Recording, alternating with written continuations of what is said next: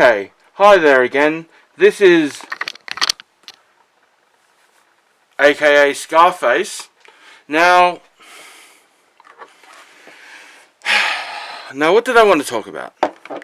Well, there's lots of things that we could talk about, but as I've said previously, I don't have the internet in my house, so I don't know what's going on today. I don't know what the latest Flash controversy is to talk about. And let's face it, would I have anything worth saying anyway? Who knows? A lot of you are out there saying a lot of good things that I agree with. And this is nigh on impossible to do without fogging up my eyes. But it doesn't matter. So, I guess the one thing I do know a lot about, well, I might say I know a lot about, is a bit of music. Like, I've always enjoyed music. Thank you very much. And, well, since I turned into an adult, one of my great loves of music is the Canadian band Rush. They were never big in Australia. They're not big in Australia still. They've got a little bit more coverage, I guess, since there was the Apatow references and things like that in I Love You Man, I think. But, you know, they won, not they didn't win, they were inducted into the Rock and Roll Hall of Fame. They've released like 20 albums. They really are something. So, I read recently, Gavin McInnes did a do's and don'ts, and he said if you're over 30, nobody wants to see your band t-shirts. And I call bullshit on that, specifically with Rush, because last year as a birthday present to myself, I bought maybe 10 Rush t-shirts, and it wasn't cheap. They were American prices. It cost a fair bit to ship to Australia, but I was stoked, and I can tell you why. I have, for over a year, half a year, almost a year now, I've had these shirts, and I've probably given like high fives and had little conversations with, you know, half a dozen random people who are like, Rush, man, fuck yeah. So, I think having those kind of random experiences with human beings is really what life is about sometimes. Remembering that we're not all that different. We got different opinions, different ideas, but some of us like the same fucking awesome bands. And getting to know, not even getting to know them, but, you know, as I say, give them a high five.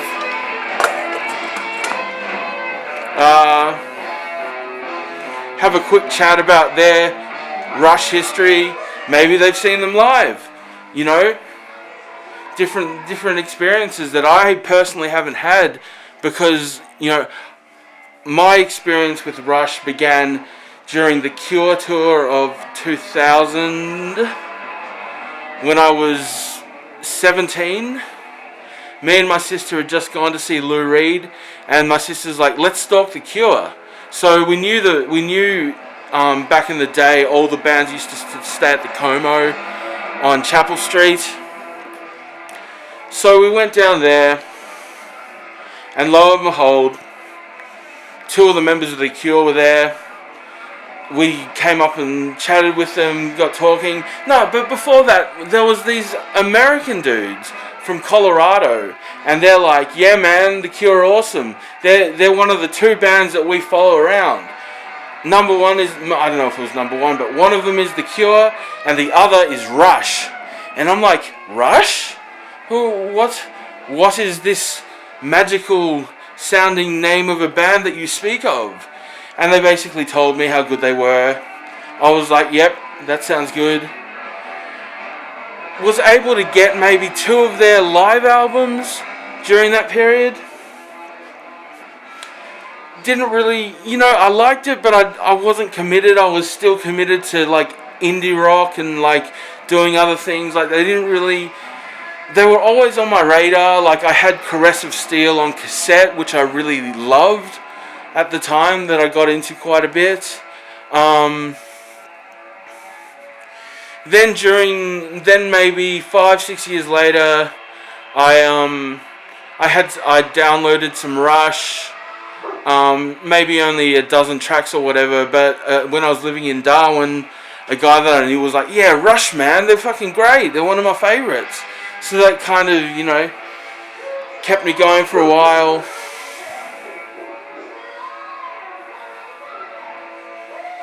And it wasn't until about 5 years ago that I was like, yep, I'm committed, I'm a Rush fan, I want to do this. Maybe almost 8 or 9 years ago now, actually.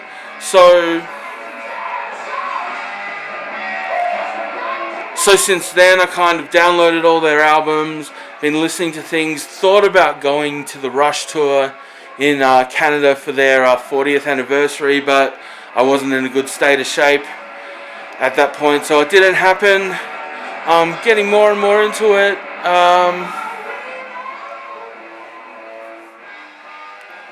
And now I've got, maybe half a dozen records of theirs, which is really nice. I just bought a new record player that you saw earlier, which is pretty nice, so I can play as much Rush as I like on vinyl. This isn't a very interesting video, I'm sorry. But I needed to practice. Maybe this won't go up. I don't know. But all I know is that if you want to stand out from the group and be, somebody who isn't just cookie cutter basic, Rush is your go-to band, dudes. Seriously, they are the bee's knees. They have such an amazing sound. They developed a lot more than many bands of that period did into something different.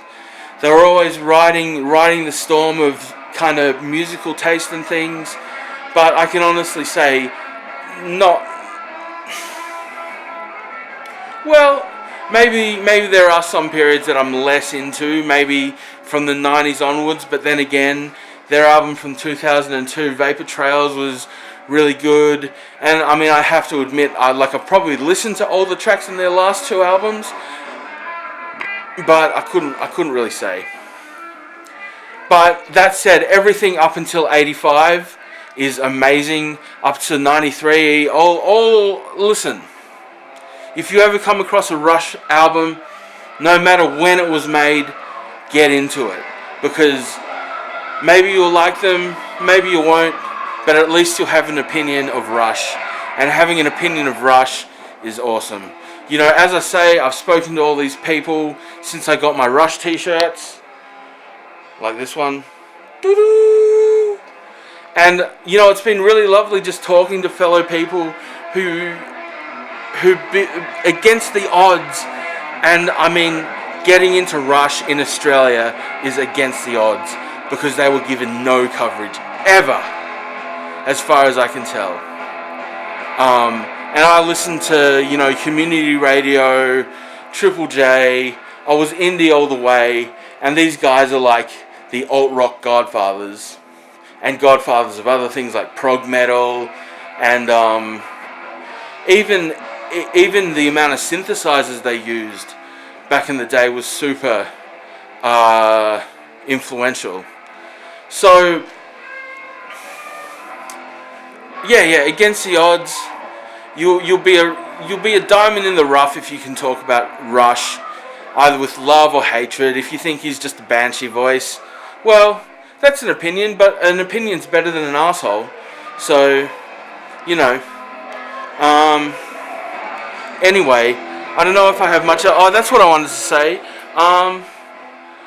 I can admit that all the people that I've spoken to about Rush have been dudes, which is fine. Like, dudes are nice. I like dudes. Like, we can play ping pong and chew on each other's cocks or whatever. Not even. But waiting for that lady to come up to me and give me a high five because she's a Rush fan, or maybe even her boyfriend's a Rush fan. I don't care. It'd just be lovely if the trend, if the stereotype of Rush being a boys band was broken somehow. And anyway, let's wait and see if it ever happens. It's no big thing. Anyway, my arm's getting a bit sore. My dinner's ready. I wanted to talk a little bit about Rush, and I did that. And I don't know, is Rush Limbaugh still a big fat piece of shit?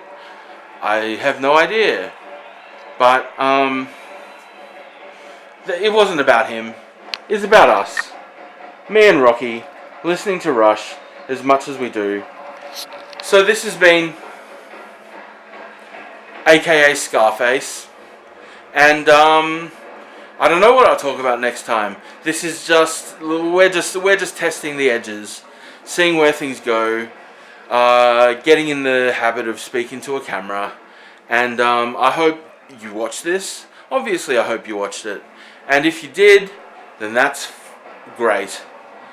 Until next time, out.